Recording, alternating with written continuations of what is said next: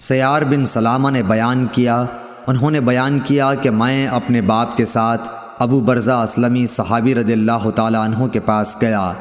ہم نے آپ سے نماز کے وقتوں کے متعلق پوچھا تو انہوں نے کہا کہ نبی کریم صلی اللہ علیہ وسلم ظہر کی نماز سورج ڈھلنے پر پڑھتے تھے، عصر جب پڑھتے تو مدینے کے انتہائی کنارے تک ایک شخص چلا جاتا لیکن سورج اب بھی باقی رہتا۔ مغرب کے متعلق جو کچھ آپ نے کہا وہ مجھے یاد نہیں رہا، اور عشاء کے لیے تہائی رات تک دیر کرنے میں کوئی حرج محسوس نہیں کرتے تھے، اور آپ اس سے پہلے سونے کو اور اس کے بعد بات چیت کرنے کو ناپسند کرتے تھے۔ جب نماز صبح سے فارغ ہوتے تو ہر شخص اپنے قریب بیٹھے ہوئے کو پہچان سکتا تھا۔ آپ دونوں رکعات میں یا ایک میں 60 سے لے کر 100 تک آیتیں پڑھتے۔ صحیح بخاری حدیث نمبر 771۔ عبد الملک بن جریح نے خبر دی، کہا کہ مجھے عطا بن ابی رباح نے خبر دی کہ انہوں نے ابو ہریرہ رضی اللہ تعالیٰ عنہ سے سنا، وہ فرماتے تھے کہ ہر نماز میں قرآن مجید کی تلاوت کی جائے گی جن میں نبی کریم صلی اللہ علیہ وسلم نے ہمیں قرآن سنایا تھا، ہم بھی تمہیں ان میں سنائیں گے، اور جن نمازوں میں آپ نے آہستہ قرأت کی ہم بھی ان میں آہستہ ہی قرأت کریں گے، اور اگر سورہ فاتحہ ہی پڑھو جب بھی کافی ہے، لیکن اگر زیادہ پڑھ لو تو اور بہتر ہے۔ صحیح بخاری حدیث نمبر 772۔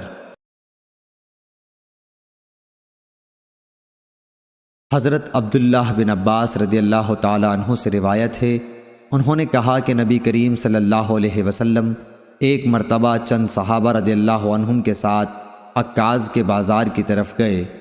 ان دنوں شیاطین کو آسمان کی خبریں لینے سے روک دیا گیا تھا اور ان پر انگارے شہاب ثاقب پھینکے جانے لگے تھے، تو وہ شیاطین اپنے قوم کے پاس آئے اور پوچھا کہ بات کیا ہوئی۔ انہوں نے کہا کہ ہمیں آسمان کی خبریں لینے سے روک دیا گیا ہے، اور جب ہم آسمان کی طرف جاتے ہیں تو ہم پر شہاب ثاقب پھینکے جاتے ہیں۔ شیاطین نے کہا کہ آسمان کی خبریں لینے سے روکنے کی کوئی نئی وجہ ہوئی ہے، اس لیے تم مشرق و مغرب میں ہر طرف پھیل جاؤ اور اس سبب کو معلوم کرو جو تمہیں آسمان کی خبریں لینے سے روکنے کا سبب ہوا ہے۔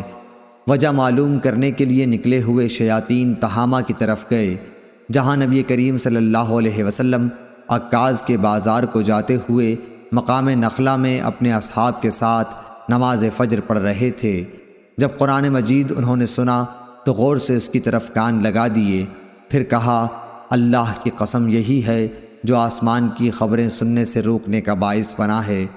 پھر وہ اپنی قوم کی طرف لوٹے اور کہا قوم کے لوگوں، ہم نے حیرت انگیز قرآن سنا جو سیدھے راستے کی طرف ہدایت کرتا ہے، اس لیے ہم اس پر ایمان لاتے ہیں اور اپنے رب کے ساتھ کسی کو شریک نہیں ٹھہراتے۔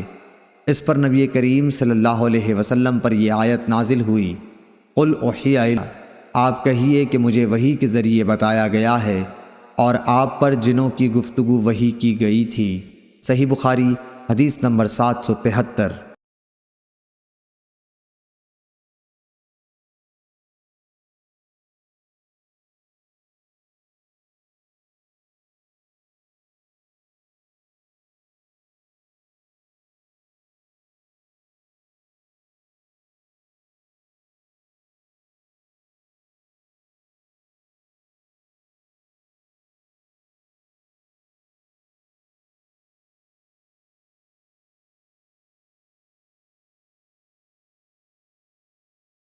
ایک شخص عبداللہ بن مسعود رضی اللہ تعالیٰ عنہ کی خدمت میں حاضر ہوا اور کہا کہ میں نے رات ایک رکعت میں مفصل کی صورت پڑھی۔ آپ نے فرمایا کہ کیا اس طرح جلدی جلدی پڑھی جیسے شعر پڑھے جاتے ہیں؟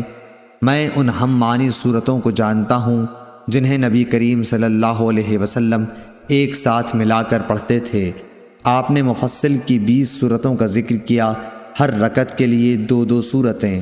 صحیح بخاری حدیث نمبر 775۔